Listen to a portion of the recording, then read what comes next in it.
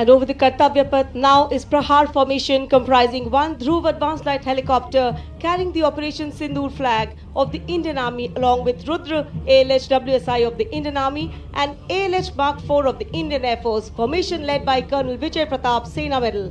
ALH WSI flown by Lieutenant Colonel Ahmed Pasha and ALH Mark IV flown by Group Captain Arunav Pal. Prahar formation led today by Colonel Vijay Pratap Sena Medal. And now flying is the Garud formation, a powerful display of indomitable spirit of our Apache attack helicopters, known for its unmatched power and lethality across the world. Two Apache helicopters flown by Colonel Vikrant Sharma Sena Medal along with Lieutenant Colonel Manoj Saraswat. Lieutenant Colonel Sudeep with Major Aditya flying the second Apache. वायु विचरण करते वायु योद्धाओं के साथ साथ सलामी मंच के सामने भारत की सामरिक शक्ति का प्रदर्शन करता हुआ T-90 टैंक और साथ में main battle tank Arjun.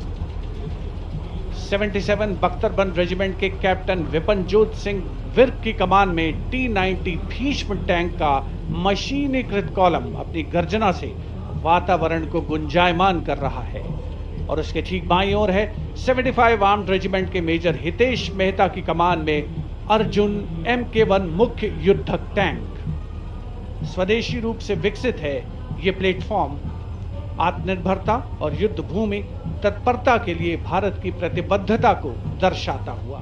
A lovely clear blue sky, perfect foil for our flying machines.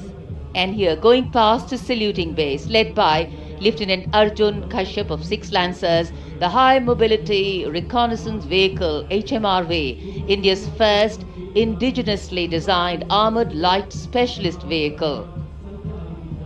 Equipped with battlefield surveillance radars capable of detecting men, vehicles and low-flying helicopters along with drones to cover radar-blind zones. LSV और UGV, unmanned systems, robotic dogs and UGVs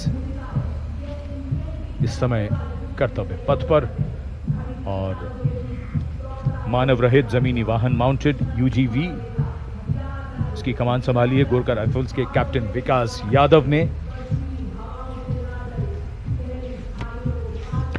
MSME और startup द्वारा घरेलू उच्च तकनीक का इस्तेमाल इन वाहनों को भारी हथियारों के साथ लोड किया जा सकता है।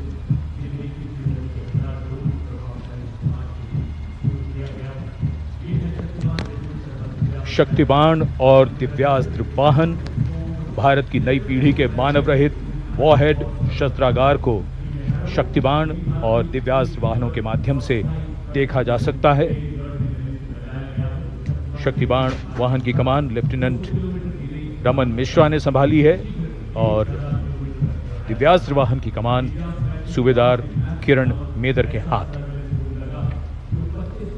ये दिव्यास्त्र वाहन और शक्तिबाण विशेषीकृत हाई मोबिलिटी व्हीकल्स पर स्थापित हैं।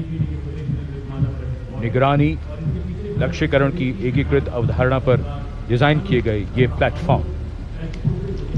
And now rolling together along Kartavya Path, two powerful symbols of India's indigenous artillery strength are MOG, the Advanced Towed Artillery Gun System, ATAGS, and the Dhanush gun system,